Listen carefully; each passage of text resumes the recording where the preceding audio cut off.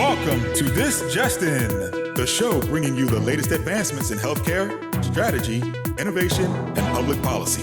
And now, for the fastest voice in healthcare, here's your host, Justin Barnes.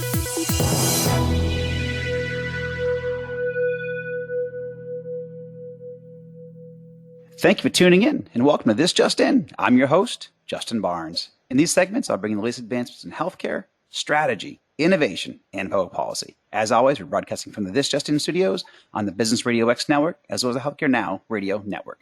For this episode, my 219th episode, with a very special first-time guest and longtime friend, JoAnn Klinedinst from the HIMSS organization. Welcome to the show, JoAnn. Thank you so much, Justin. It's great to be here. It's great to have you here. So where are you calling in from today? I am calling in from the suburbs of Philadelphia in the great state of Pennsylvania. I love it. Well, I'm so happy you could join us and really kind of give us some great previews of what's to come later this year.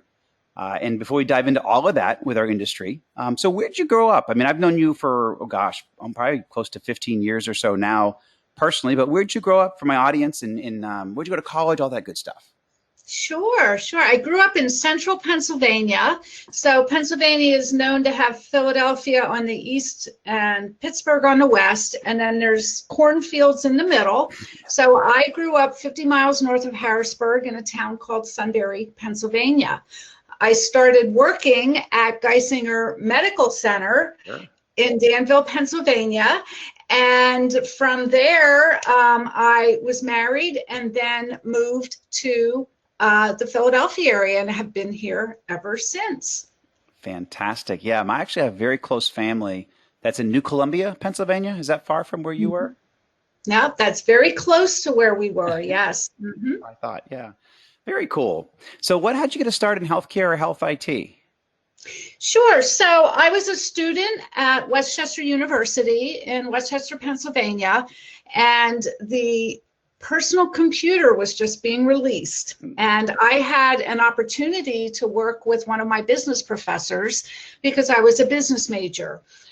So I learned word processing, spreadsheet, and database applications. Mm-hmm. And from there, I was hired as a summer temp at Shared Medical Systems in Malvern, Pennsylvania, which is now known as Siemens. Yeah. So I had a really, really good grounding of the technology and actually was able to work and help administrative staff really update their workloads and apply technology to the work that really had never been done before.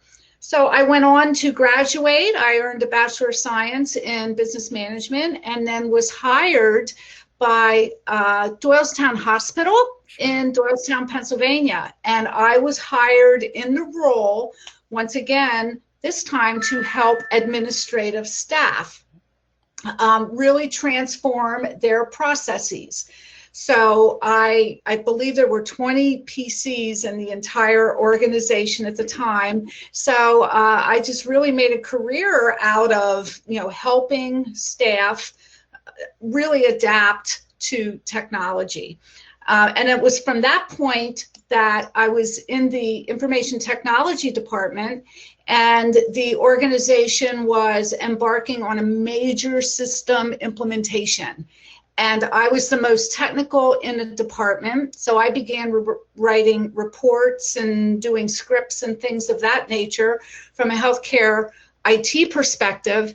And the rest is pretty much history. I continued to work. I did attend an MBA class at St. Joseph's University in Philadelphia, but then I started raising my family and I put that education on hold.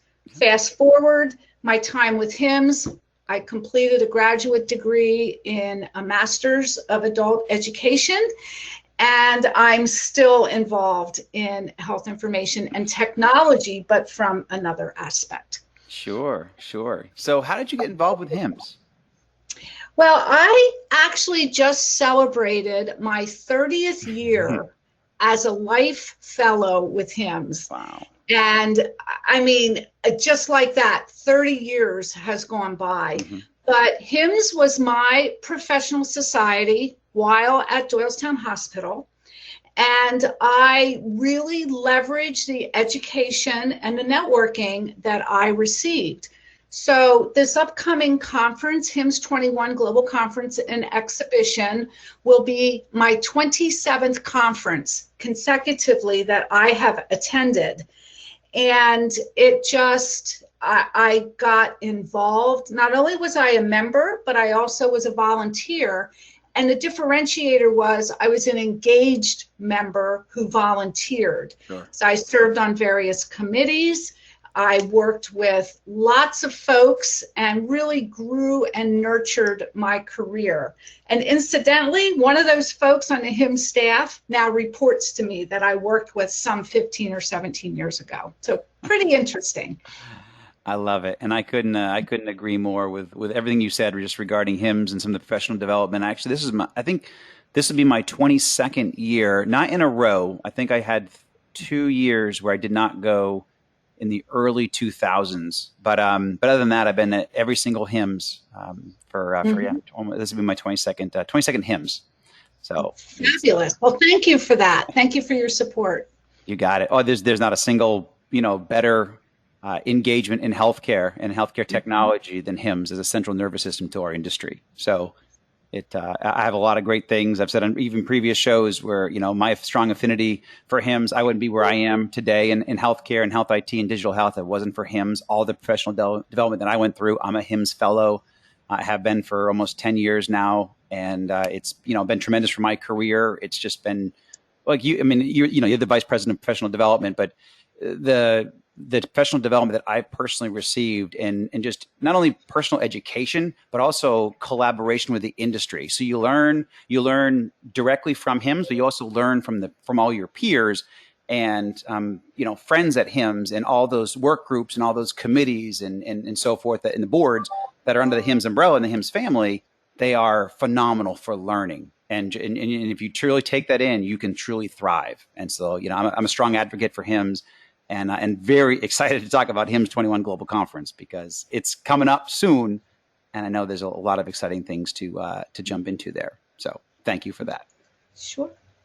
So before we dive into some of your role specifically around professional development, what do you like about working in healthcare at a broader level, and why people who aren't in healthcare today that may be hearing our voice, and because 80% of my listeners are from healthcare, but 20% are not. They're just business people or business executives. And everybody's looking, to advance their world in many ways. But why do you like working in healthcare?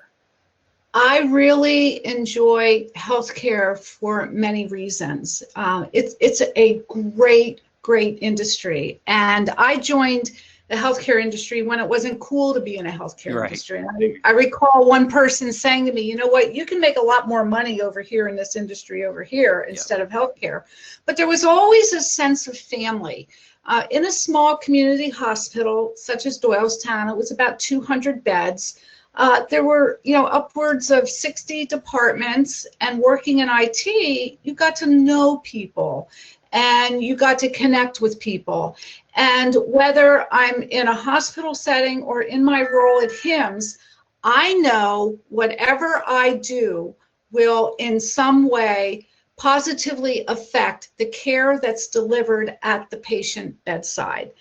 And that is just so incredibly rewarding that even myself as a patient or my family members as a patient, we can all be advocates because of what I've learned at HIMSS and what I continue to learn at HIMSS. So it's this sense of passion, not being a clinician, but supporting the clinicians who just do incredible work, who truly are healthcare heroes, even before this pandemic hit. And I will say I'm a mommy, and those babies are now 28 and 26, but I certainly did learn a lot. And I just, I'm forever ingrained in healthcare, and HIMSS is my professional society that just nurtures and continues to grow my career.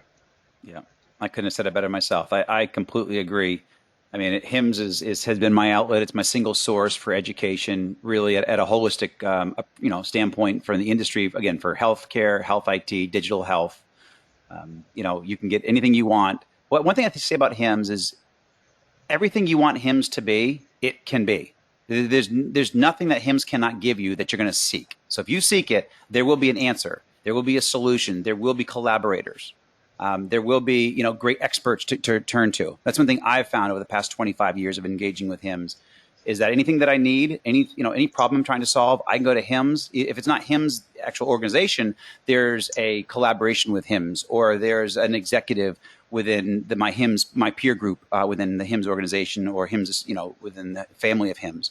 So there's just so much opportunity. And I was very fortunate to be one of the founders of the EHR Association, and HIMSS took that under its wing in the very early days, back in 2006, 2005, 2006. And that was a phenomenal opportunity for us to collaborate at another level. And so that just shows the openness of how HIMSS thinks and how HIMSS operates. Is if they don't have it, they will create it for the betterment of the industry, and it betters all of us as individuals. So I love HIMSS in that regard.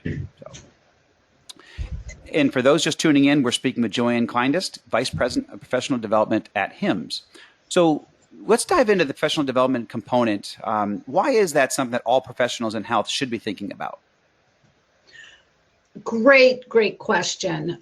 One's career really is nurtured through the work that a professional society does. So not only HIMSS, but professional organizations, and there's hundreds and thousands of them. Mm-hmm. And the importance of that and engaging with an organization such as HIMSS is our industry changes so rapidly. Yes.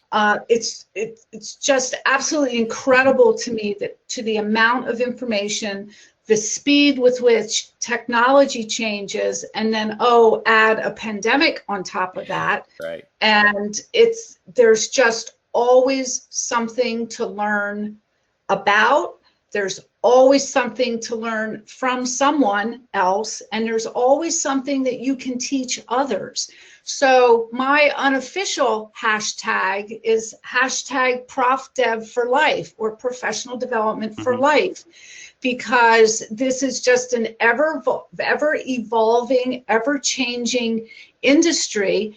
And it's exciting, it's exhilarating, it's exhausting, it's global, and it's dynamic. So there's the importance of really having a professional responsibility to really be on top of your game and to understand the latest developments and technologies, or at least know where to go to find answers to questions. And whether it's engagement within a virtual environment or an in-person environment, there's just always something to learn.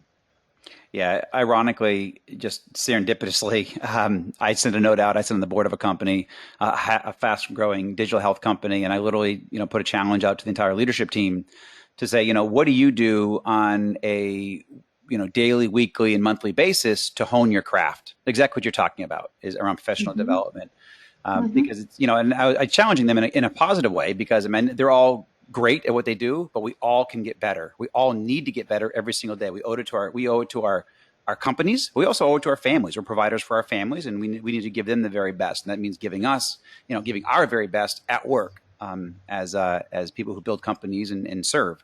So it's ironic. That was the exact same day that I literally sent that note out about 2 hours ago, and now I'm on the phone with the Vice President of Professional Development for HIMSS. So I love it.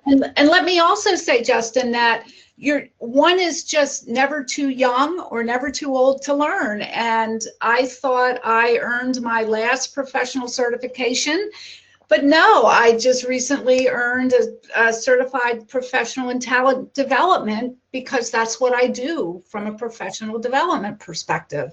And tonight I start a certificate class on instructional design. So I thrive on learning, and healthcare really allows you to find that niche that you can excel in. And the opportunities are just unlimited. They're boundless, and it's just such an exciting time to be in healthcare. I could not agree more. So how can one demonstrate their commitment to professional development goals? What can they do? Wow. So continuing professional development happens in so many places. It can happen from a volunteer perspective. It can happen by reading journals. It can happen by going to a conference.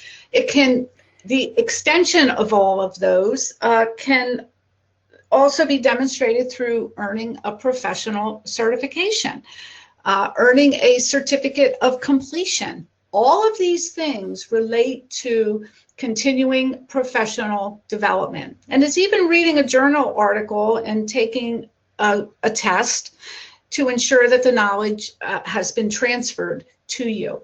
But one of my favorite ways of demonstrating knowledge is through earning a professional certification.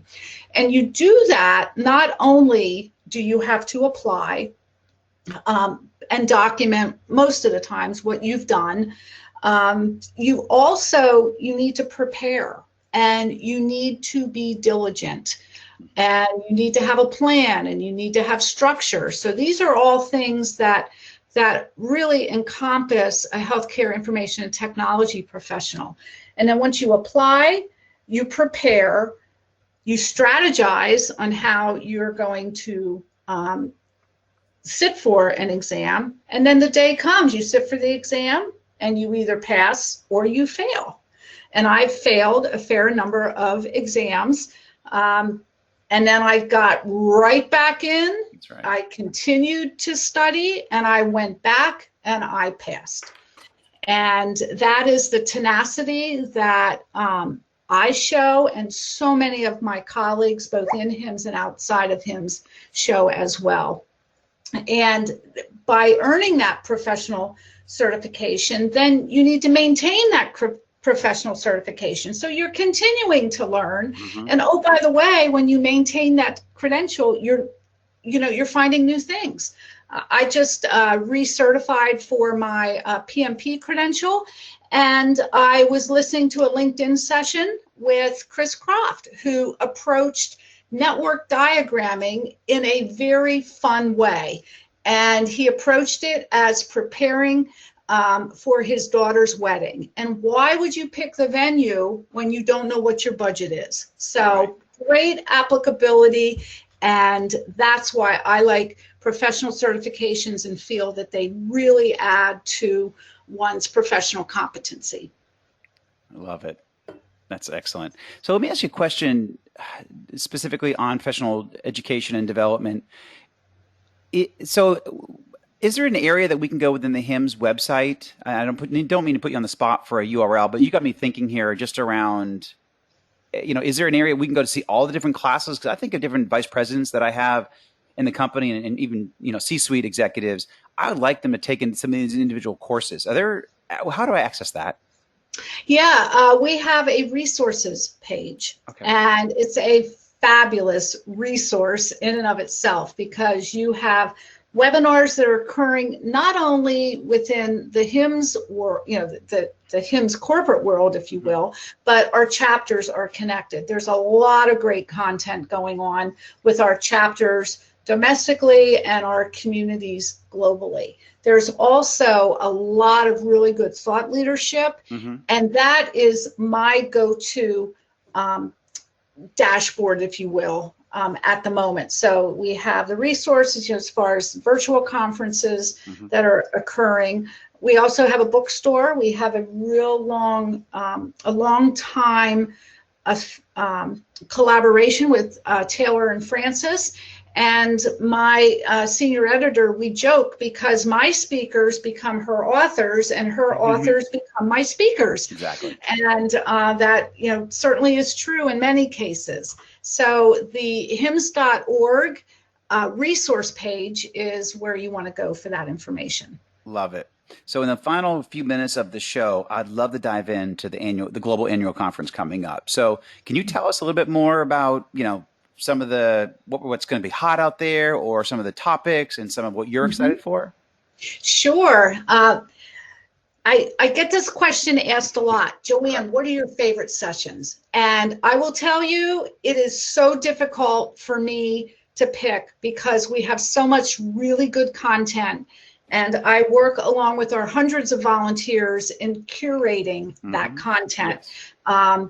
And the topics that we have this year, we have digital health transformation leadership. Oh my goodness, so much good content along there. We have pandemic response, as you can imagine, certainly being a new topic. We also have population health, public health, and social determinants of health. Really delivering care and examining how to do so for the underserved and the disadvantaged.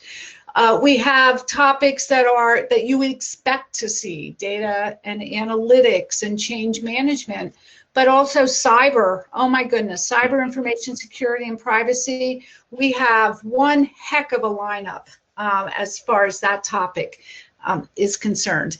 But even the topics at the high level, the peer-reviewed nature of a HIMSS General Conference education and pre-conference education, where we do offer continuing education credits and lots of it.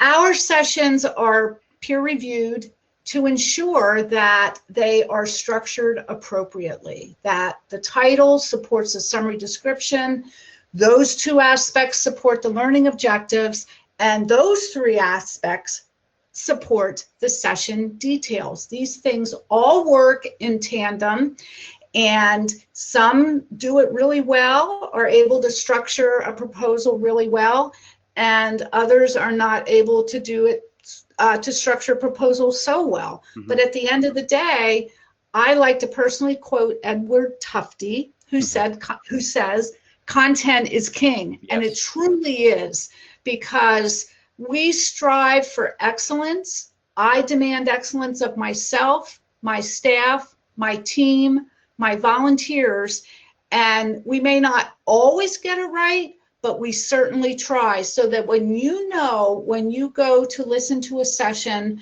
where there's a topic on applied artificial intelligence and machine learning, you can be assured that we've done our best to present to you a compelling session. Yep, I agree.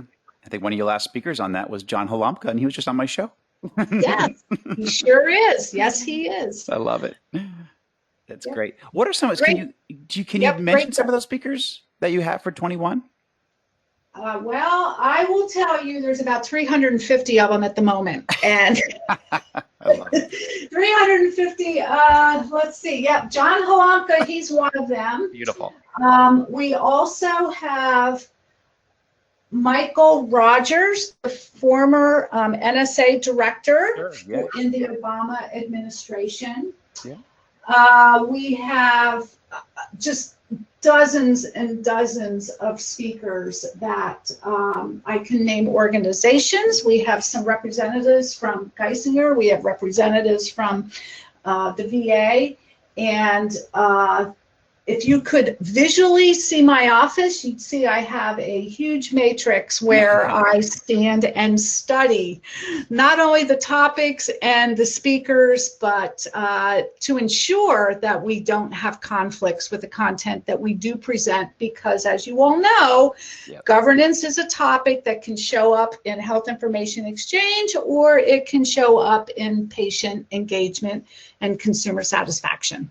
Yes. Very, very true. So in our closing 40 seconds or so, what would you say you're most excited about for the global conference, or that we should be the most excited about? Should be the most excited to know that there's a whole village in the HIMSS collective staff that are working behind the scenes to create a conference that is safe, and not only is safe, but will protect your health the best that we possibly can do. Couple that with our social distancing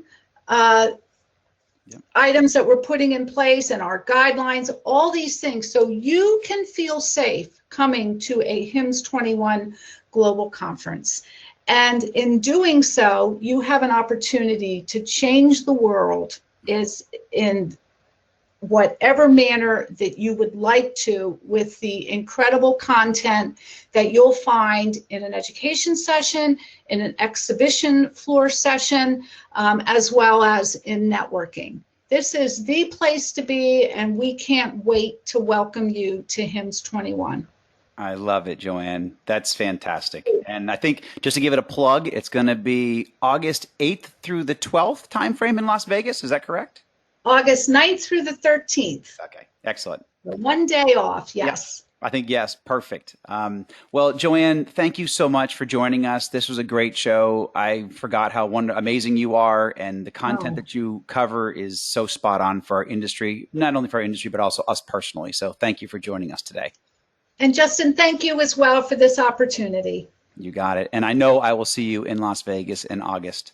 So you bet. Thank you. And thank you to everyone for joining us today. Please tune in weekdays at 2:30 p.m. Eastern and 11:30 a.m. Pacific. As always, you can track me on Twitter at HIT Advisor and use the hashtag ThisJustinRadio so we can respond to your comments from the show. If you missed any of this episode or want to hear more, all of my shows are always posted on Apple iTunes, SoundCloud, iHeartRadio, Spreaker, Google Play, and TuneIn. Also, you can check out some of the updates we just put on justinbarnes.com. Thanks, everyone, and stay safe.